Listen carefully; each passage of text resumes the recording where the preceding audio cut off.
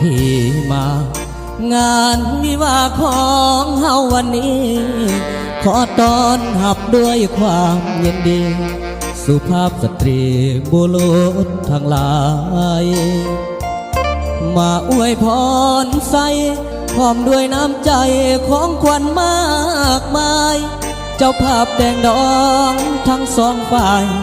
ขอบใจหลายๆที่มาอบอุ่น บัดนี้พี่น้อง เจ้าภาพแต่งดองขอเชิญทุกท่านเชิญรับประทานอาหารและห่วมสำราญเป็นเกียรติพวกเขา อาหารเต็มพา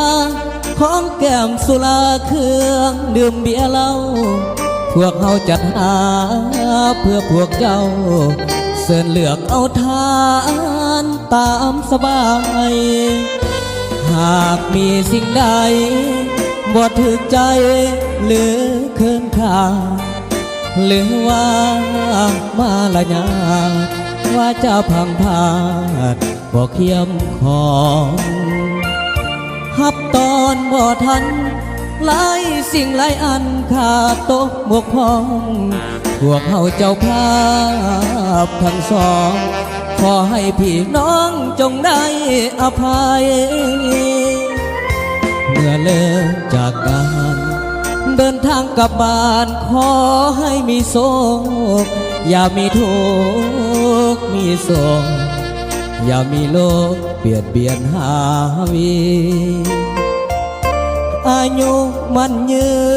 นวันคืนนอนหลับฝันดีให้ถึกหวยลอตเตอรี่เป็นเศรษฐีเงินล้านทุกคน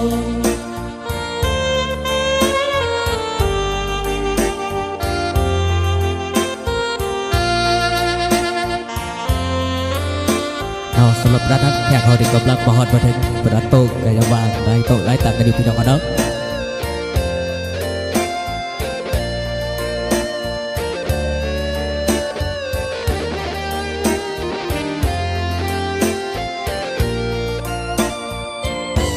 หากมีสิ่งใด